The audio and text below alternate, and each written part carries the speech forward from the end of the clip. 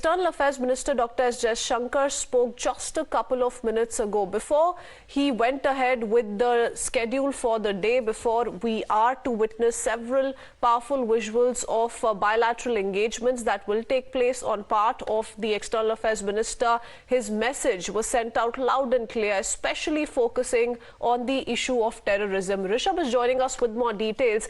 Rishabh, it's very, very significant, keeping in mind several factors, including how you have the Pakistan Foreign Minister attend the SCO meet, who of course spoke of why he's there, who spoke of the commitment to the SCO summit, and that's exactly why the country was participating in the same, though no bilaterals must be expected. But the External Affairs Minister making sure that the message remains intact. Let me go across to Maruf Raza in the meanwhile. I'll come back to you, Rishabh.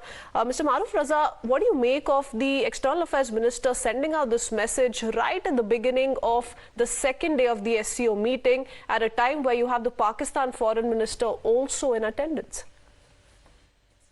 Well, it's been a bit of a diplomatic coup on the part of the Indian government to get Mr. Bilawal Bhutto to India. And the Pakistanis have been hankering to be seen to be engaging with India, because their entire foreign policy narrative is based on how they engage with India on Kashmir. The second thing is that Mr. Bilawal Bhutto may have been briefed in detail by his Foreign Office, but is relatively immature on issues related with geostrategic matters, whether it is the SCO or India-Pakistan relations. I have seen earlier film cuttings of him thumping his chest and shouting out loud, Kashmir, Kashmir, Kashmir. You see, the Bhutto family has used anti-Indianism as their calling card, and therefore we cannot expect any great concessions from him. But at the same time, India is going to use this opportunity to convey a stern message about battling terrorism, which is one of the key areas of engagement amongst SCO leaders.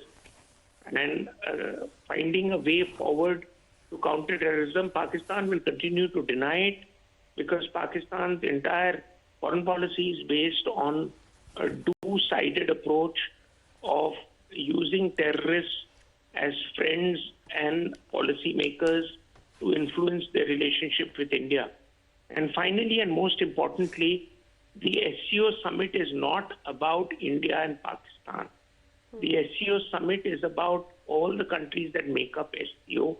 And SCO is an important grouping which is largely pushed through by China and Russia, within which India came in with Pakistan later at the time of Vajpayee ji and Musharraf as an observer, and over a period of time has got regularized.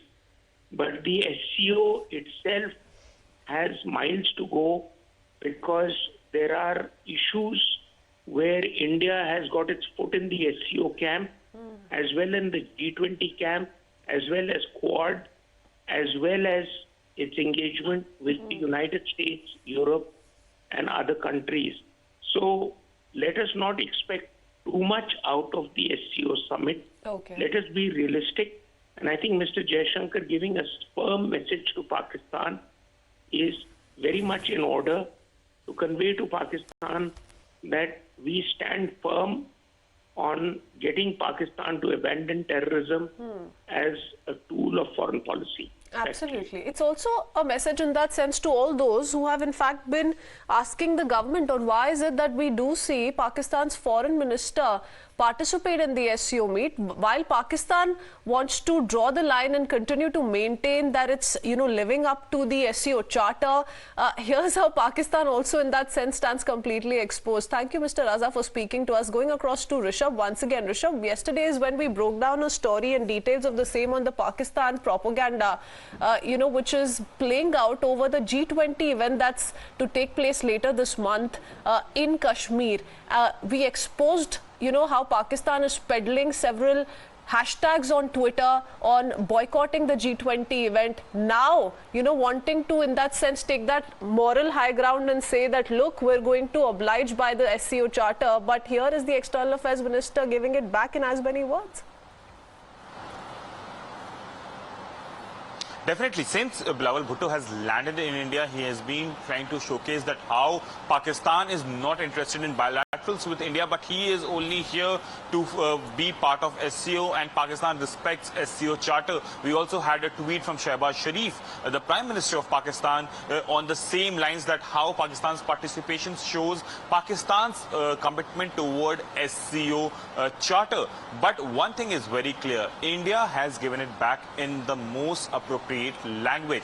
External Affairs Minister going ahead and saying that terrorism, the menace of terrorism is haunting this region, and it is a clear message that India will not back down on the issue of terrorism until the time when the terrorism is taken seriously by our neighbors. This is no red carpet welcome for Pakistan. Once again, sending out the message of how this is going to be zero tolerance as far as terror activities are concerned, especially the ones emanating from Pakistan. Thank you for that, Rishabh.